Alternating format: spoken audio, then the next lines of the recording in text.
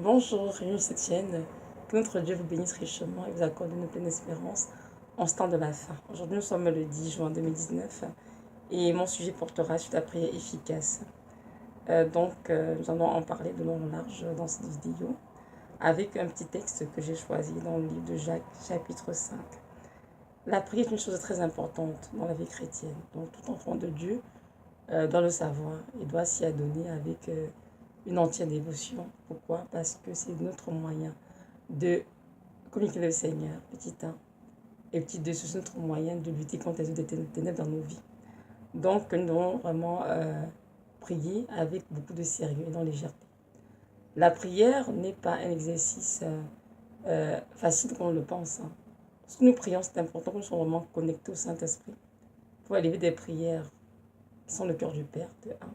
Les prières aussi sont efficaces. Parce que quand on parle de prières efficaces en passant, ce sont des prières qui produisent des faits attendus, c'est de bons résultats. Donc on ne va pas juste prier pour prier, on doit prier avec des attentes. Et si on a des attentes, il y a une façon de prier pour avoir des résultats. Si nous prions juste pour prier avec légèreté, il est certain qu'on aura des résultats forcément attendus. Donc, comme à l'école, hein, si nous voulons avoir de bonnes notes en fin de session, c'est important d'étudier, de faire ses travaux, de bien réviser pour pouvoir avoir de bonnes notes en fin de session. Donc, nous aussi, lorsque nous mettons à prier, si nous voulons avoir vraiment de bons résultats, c'est important de le faire de manière correcte et vraiment de le faire avec sérieux. Donc, c'est ça. Pendant les derniers mois, j'ai été beaucoup enseignée par le Seigneur, la prière, des choses que je comprenais pas avant quand j'étais une jeune chrétienne. Et aujourd'hui, en tout cas, je comprends beaucoup mieux et c'est ça que je partage avec vous dans cette vidéo. Mais avant de continuer, nous allons d'abord lire le texte qui est dans Jacques 5, verset 13 à 18. Donc, ça dit ceci. Quelqu'un parmi vous est-il dans la souffrance qu'il prie? Quelqu'un est-il dans la joie qu'il chante des cantiques? Quelqu'un parmi vous est-il malade, qu'il appelle les anciens de l'Église et que les anciens prient pour lui en loignant d'huile au nom du Seigneur? La prière de la foi sauvera le malade et le Seigneur le relèvera, et s'il a commis des péchés, il lui sera pardonné. Confessez donc vos péchés les uns aux autres et priez les uns pour les autres afin que vous soyez guéris. La prière fervente du juste a une grande efficacité. Élie était un homme de même nature que nous. Il pria avec instance pour qu'il ne plût point et qu'il ne tombât point de pluie sur la terre pendant 3 ans et 6 mois. Puis il pria de nouveau, et le ciel donna de la pluie, et la terre produisit son fruit. Parole du Seigneur. Donc, c'est ce texte en Jacques qui nous montre combien c'est important de prier et aussi de percer dans la prière. Ici, il est mentionné si quelqu'un est dans la souffrance qu'il prie. Si quelqu'un est malade, qui prie, ou bien qu'il appelle les anciens de l'Église de prier pour lui en le nom au nom du Seigneur. Et si quelqu'un a un péché, il faut juste confesser ses péchés et prier à nouveau. Voyons bien que la prière est très très importante. Et notre Seigneur Jésus de Nazareth, lorsqu'il était sur terre, il était 100% Dieu. Et il prie tous les jours. Parce que les évangiles, on peut voir qu'il se retirait très souvent dans le désert. Passer du temps seul avec le Père pour prier. Et c'est important que nous, en tant que ses enfants, que nous suivions ses pas et que nous prions ainsi aussi. Parce que sans vie de prière, la vie chrétienne n'a aucun sens. Notre vie de prière doit être développée, entretenue. Que nous puissions être en contact maintenant avec le Seigneur. Et nous aussi prier contre des choses qui nous dérangent, nous empêchent vraiment de progresser dans la vie spirituelle. Ici mentionné au verset 15, la prière de la foi sauvera le malade. C'est sûr qu'une fois le mot foi revient parce que nous devons prier avec foi, évidemment, avec cette confiance, cette assurance que Dieu nous écoute et qu'il va agir. Donc c'est important de prier avec foi. Et petit 2, nous avons pris aussi en ayant des attentes. Si quelqu'un souffre, il prie parce qu'il il veut que Dieu l'apaise, que Dieu apaise ses souffrances. Si quelqu'un est malade, il prie parce qu'il veut que Dieu le guérisse. Si quelqu'un est dans le péché, il prie parce qu'il veut que Dieu lui pardonne, le livre de son péché. Donc, chaque fois quand on prie, on a un but à atteindre, on a une attente en fait. Et nous devons prier de manière à ce que cette attente en fait soit faite en fait. C'est-à-dire qu'on puisse voir de Dieu ce qu'on attend de Dieu tout simplement. Et c'est pour ça que c'est important donc de prier dans sa volonté, c'est certain. Parce que nous, par exemple, dans des choses au Seigneur qui sont dans sa volonté, il ne les donnera pas.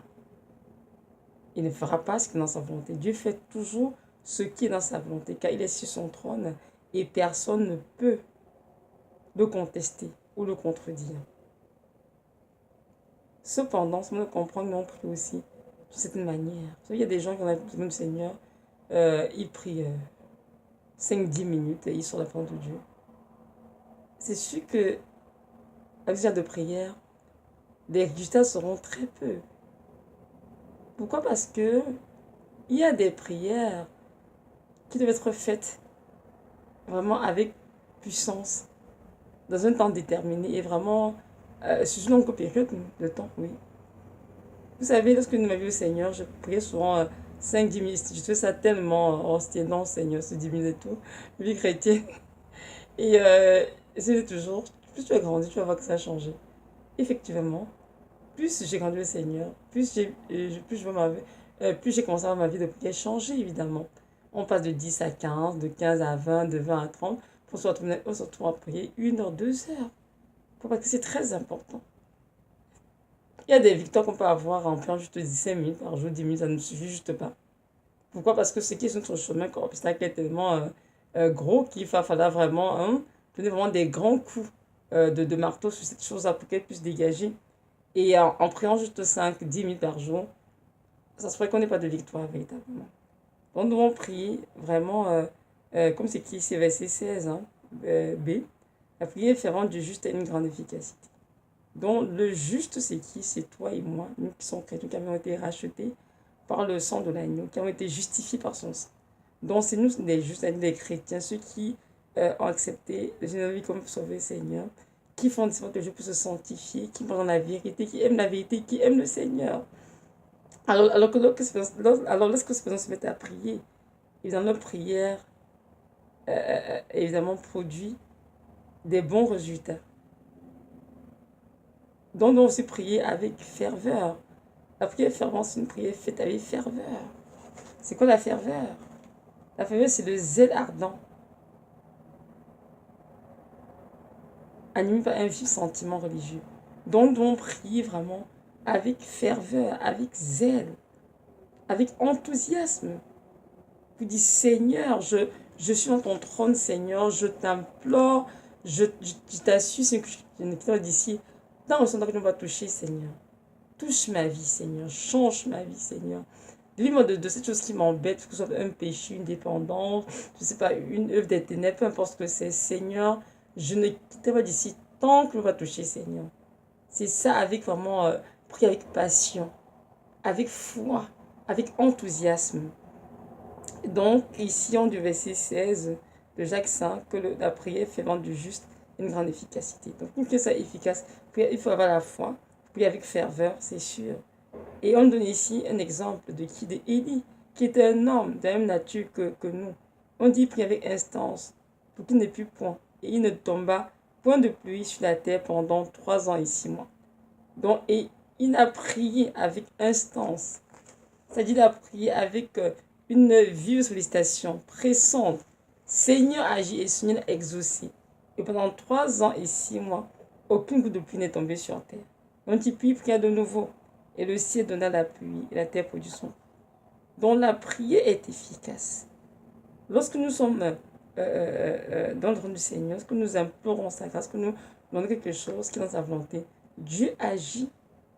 Nous devons comprendre qu'il y a des façons de prier. Il y a des prières qu'on peut faire en 5-10 minutes. On peut rester avec légèreté. Non, ça ne marchera pas. Surtout dans le combat spirituel. Mais oui, viens du Seigneur dans la prière que nous l'aimons avec douceur, avec, comment dirais-je, calme. Là, c'est correct. on est tout doux, mais lorsqu'il s'agit de se lever contre les œuvres des ténèbres, nous savons tous que ce n'est pas de la rigolade. Hein. C'est écrit dans Ephésiens 6. Hein. Nous savons non pas combattre contre le le sang, mais contre les principes du monde des ténèbres, contre les esprits méchants dans le céleste. Donc nous nous revêtir des armes de Dieu pour combattre contre ces forces ténébreuses. Et là, c'est important vraiment de prier beaucoup de ferveur en passant. Parce que sinon pas la ferveur, sinon pas vraiment ce zèle dont je parle, la prière ne produira rien. Et Dieu m'a aussi montré que ce n'est pas juste la ferveur. Il faudrait que ce soit de manière continue, constante. Il faut persévérer. Jusqu'à ce que la chose que nous demandons soit réglée.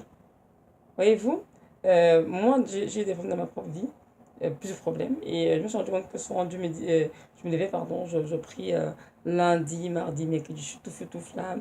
Je fais des prières d'autorité, je brise des liens, je brise ceci, je ne conseille pas de force ténébreuse. Mais je me dis mardi, non, pardon. Jeudi, vendredi, je relaxe un peu. Et puis samedi, je reprends. Tu m'as montré que mes plans ici, tu n'auras aucun résultat. Tu n'auras pas de résultat, de bons résultats en fait. C'est pour ça que tu as déjà des difficultés à avoir des victoires dans ta vie. Tu dois comprendre, ma chère, que les prières d'autorité, en tout cas, tu dois les faire tous les jours. Jusqu'à ce que je te dise d'arrêter de prier. Parce que c'est moi, Dieu, qui suis sur mon trône et qui voit bien le monde spirituel, ce à quoi tu t'attaques. Donc je sais très bien quelque chose est réglée ou pas. Donc tu ne dois pas t'arrêter de prier jusqu'à ce que je te dise que oui, c'est ok, arrête de prier. Il y a des choses dans nos vies qui sont là, vraiment des obstacles terribles. Parfois, ce sont les de la sorcellerie. Parfois, ce sont des péchés, des dépendances, des choses terribles, des forteresses. Mais ces choses ne peuvent pas quitter si on prie lundi, mardi on est en feu, mercredi on relaxe, on dort un peu, jeudi on relaxe un peu, vendredi on reprend. Non, on aura de victoire. Nous devons nous lever tous les jours, prier avec instance, crier au Seigneur, prendre autorité contre ces ténèbres, les renverser, les briser, jusqu'à ce que Dieu nous dise que oui, le travail a été fait, arrête de faire plus telle chose. Je vous assure, lorsque nous prions ainsi, les choses se passent véritablement. Et quand la chose est règlement spirituel, Dieu nous dit, hein, arrête de prier pour ça, tu es la victoire, arrête de prier, la chose est réglée. Voyez-vous, donc notre Dieu vraiment vient par ce message nous demander à tous d'arrêter de faire ces prières nonchalantes que nous faisons. On fait les fois en dormant, on prie lundi, mardi on ne prie pas, mercredi on prie un peu, jeudi on s'endort, vendredi on s'endort. Non, non, non. Donc on comprend que nous sommes des guerriers du Seigneur, que nous sommes sur une scène spirituelle, que nous devons nous lever tous les jours contre les ténèbres, nous revêtir notre armure spirituelle, toutes les armes de Dieu, nous mettons dans Ephésiens 6, et ensuite nous lever contre les ténèbres et vraiment proclamer la parole de Dieu et détruire les œuvres des ténèbres. C'est écrit dans 1 Jean 3, verset 8, que le Fils de Dieu est venu de détruire les œuvres des ténèbres. Donc nous devons aussi tous les jours nous lever contre les œuvres des ténèbres dans nos vies et les détruire. Si on ne les détruit pas, elles vont prendre de l'ampleur. Hein. Elles vont bien nous scotter, nous entourer, nous empêcher de faire ce que j'attends de nous, nous empêcher de vivre la vie chrétienne, de tout ce que Dieu a pour nous. Donc c'est important que nous levions contre ces œuvres ténébreuses tous les jours, à ce que Dieu dise que oui, il y a une victoire qui a été acquise dans le monde spirituel. Et c'est sûr que nous ne combattons pas nous-mêmes seuls, je veux dire, on combat le Seigneur à nos côtés, avec les anges, ça c'est très important de mentionner cela. Dans notre Dieu, nous ne disons pas sur un terrain, il s'en fout de nous, non, il est avec nous. Et comme nous savons, c'est que dans un somme, avec Dieu nous ferons des espoirs, car c'est lui qui écrase nos ennemis. Lorsque nous prions, nous sommes dans notre maison, nous sommes à genoux en train de prier, ou assis, peu importe. Nous semblons être statiques, on bouge pas beaucoup. Dans le monde spirituel, parce qu'il se produit, le monde spirituel est un grand combat qui est en train de se livrer en fait pour nos âmes. Amen. Donc c'est important de résister toutes ces choses pour comprendre tout ce qu'on est en prière. Ce n'est pas un moment pour s'assoupir, pour relaxer, pour dormir ou bien pour, comment dire, pour s'amuser en fait, non. On y va parce qu'on va en guerre en fait. Et on va en guerre contre ce qui nous dérange, contre les choses qui en ont envie, qui doivent quitter. Alors pour cela, nous devons vraiment aller avec foi, avec cette foi en Dieu, et prier avec ferveur et avec constance. Prier tous les jours contre ces choses jusqu'à ce qu'elles soient réglées dans le monde spirituel. C'est très important. Ça fait des années que j'ai des problèmes avec dans ma famille. beaucoup de problèmes.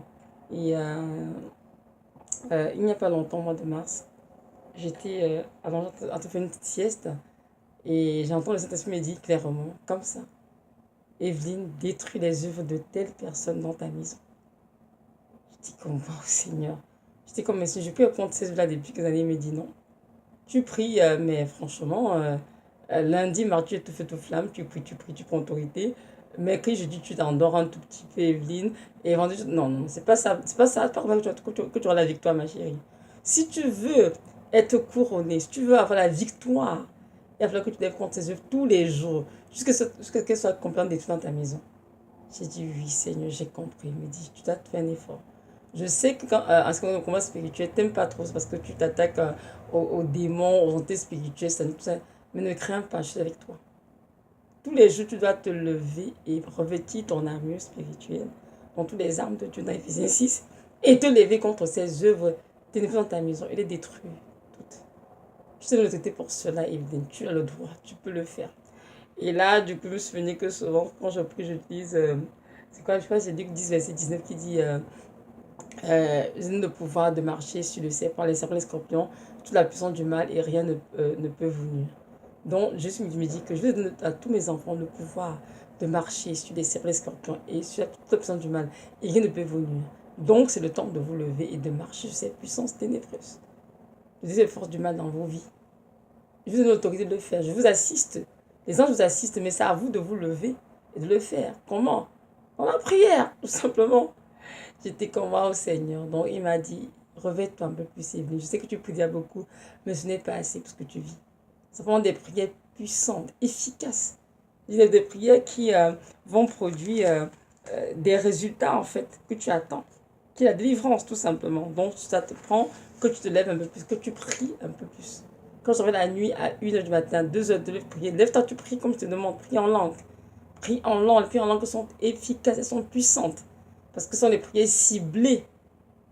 J'ai dit oui, Seigneur. Donc, depuis cela, c'est ce que je viens de faire. Je vous assure, dans ma vie, je vois déjà beaucoup de choses se dégager. Le Seigneur travaille puissamment. Toutes les nuits, il me réveille. À 1h, je prie, je m'endors un peu. 4, lève pour prier des choses. Et je prie, comme il me demande, comme il me conduit. Quand je ne sais pas comment prier en français, je prie en langue. Tout simplement. Et je vous assure que le Seigneur fait de grandes choses. Oui, de grandes choses. Donc, c'est juste vraiment un exemple pour nous encourager, pour dire que la prière du juste, en effet, est une grande efficacité. Mais il y a une façon de prier, avoir de bons résultats. On peut prier avec légèreté, on peut prier en s'endormant, on peut prier en s'assoupissant ou bien en s'amusant, non. C'est un exercice qui doit être fait avec sérieux, avec rigueur. Et je vous assure, vraiment, lorsqu'on s'adonne à cet exercice avec zèle, le Seigneur fait de grandes choses. Il obtient pour le monde spirituel de grandes délivrances. De grandes délivrances. Oui, de grandes délivrances. Vous savez, parfois on entend prier comme ça, on se dit, moi je suis en train de prier, Seigneur, on ne fait rien de grand, enfant, de combattre.